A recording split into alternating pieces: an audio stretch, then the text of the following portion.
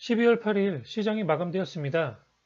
금일 정부의 해외 코로나 백신 계약 내용과 공급 계획의 발표로 인해서 코로나 치료제 테마 전체적으로 크게 조정을 받으며 마감이 되었습니다.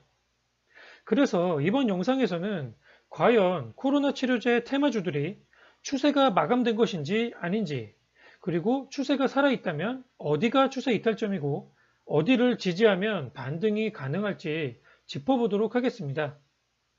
코로나 치료제 테마 종목들 차트를 보시겠습니다. 먼저 셀트리온 헬스케어입니다.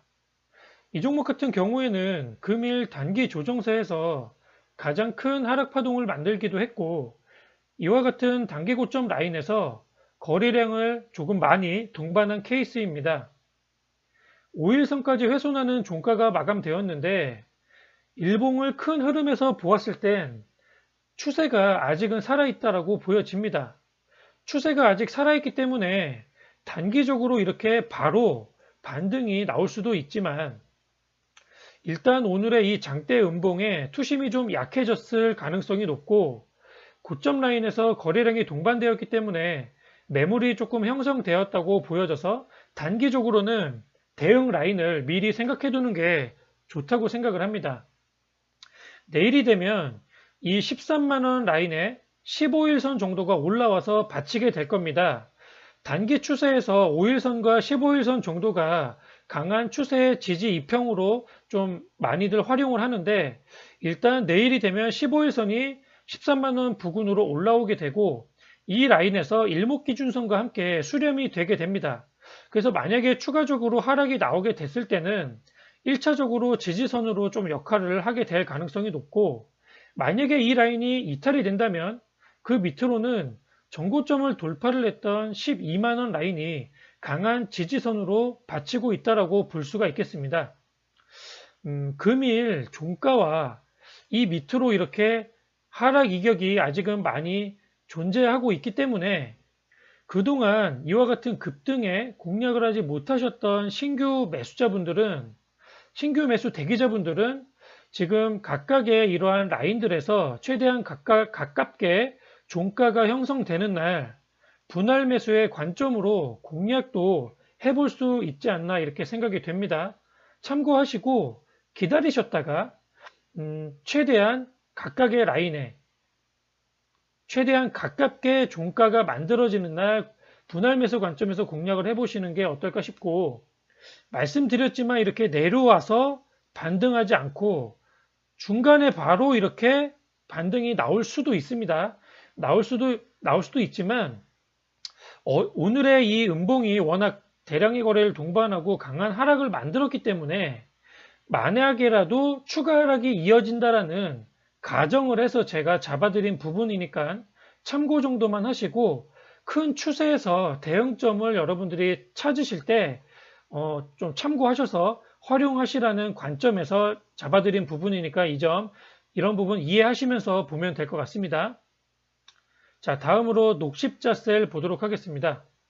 혈장치료제 효과에 대한 기사가 지난주 거의 중반 이후부터 계속적으로 나오게 되면서 마찬가지로 단기 추세를 이런 식으로 급등으로 끌어올렸는데, 금일 치료제 조정세에서 함께 큰 폭의 조정을 받았습니다. 거래량을 살펴보면 상투 조짐까지는 아니라고 생각이 되고, 이 종목 또한 마찬가지로 큰 추세는 살아있다라고 보여집니다. 밑으로 지지선을 살펴보면 단기 추세선에서 살펴봤을 때는 제가 봤을 때 65,000원, 즉 전고점을 돌파한 65,000원 라인에서 강하게 하방 추세를 조금 받쳐주지 않을까 생각이 됩니다. 마찬가지로 금일 종가와 이격이 좀 더 남아있기 때문에 긴 추세에서의 대응점을 조금 생각해 보셔야 되고, 본인의 포지션에 맞게 긴 추세 대응을 할 것인지, 아니면 내일의 시가 이후에 이 5일선을 완전히 이탈할 때 단기적으로 그냥 손절 대응을 하고 밑에서 재공략을 할지를 한번 본인들의 각자의 포지션이나 매수 비중에 따라서 선택적으로 대응을 할 필요가 있다고 보여집니다. 이 65,000원 라인이 만약이라도 이탈이 되게 되면 지금 보시는 바와 같이 1년과 2년 장기 이평선 위에 이렇게 형성되어 있는 장기 박스권 안으로 주가가 다시 들어가게 되면서 밑에서 추세를 조금 시간을 보내게 될 가능성이 높기 때문에 65,000원 라인에서 포지션에 대한 대응을 반드시 하시는 게 좋지 않을까 이렇게 생각이 됩니다. 자, 다음으로 종근당 바이오 보도록 하겠습니다. 종근당 바이오는 어제 제가 분석을 올려드렸는데 이 어제의 캔들의 중단 라인, 즉 한 81,500원에서 82,000원 정도 라인이나 아니면 금일 이렇게 따라 올라온 5일선을 이탈하지 않으면 추세는 조금 흔들어도 우상향을 조금 유지할 수 있지 않을까, 그러할 가능성이 높지 않을까라고 제가 말씀을 드렸습니다. 금일 생각보다 하루 만에 장대 음봉이 조금 크게 떨어졌는데 거래량을 살펴보면 거래량은 조금 미비하지 않았나 이렇게 생각이 듭니다. 그래도 일단 장대 음봉이 떨어졌기 때문에 내일 단기 추세에서 보았을 때 이 5일선을 이탈하는지 아니면 지지하는지 잘 살펴보면서 대응을 하는 게 조금 중요할 것 같습니다. 단기 추세 안에서는.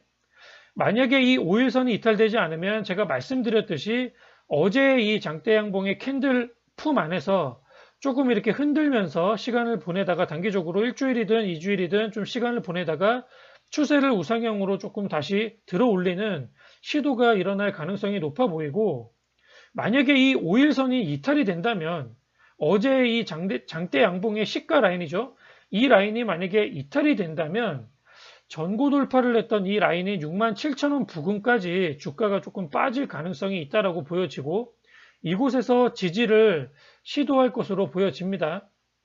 이 전고점 라인은 이탈을 하게 되면 굉장히 강하게 매물대가 형성이 되기 때문에 나중에 이탈시켰다가 반등이 되더라도 강한 저항이 만들어져서 반등 시에 강한 반등을 조금 방해할 수 있는 라인이기도 합니다. 반드시 이 67,000원 라인이 혹시라도 이탈이 되게 되는 흐름이 나오게 되면 꼭 여러분들 포지션에 있어서 대응을 어떻게 해 나갈 것인지 결정을 하고 대응을 반드시 할 필요가 있다라고 저는 생각을 합니다. 참고하시면 좋을 것 같습니다.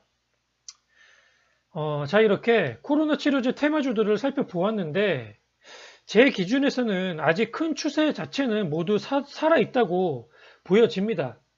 고점에서 대량 거래로 상투 조짐이 있는 것도 몇몇 종목 있기는 했지만 전반적으로 대장주들을 살펴보았을 때는 아직 추세는 살아있다라고 보여지고, 그리고 이것보다 더 중요한 부분은 바로 재료의 지속성을 봐야 한다고 생각합니다.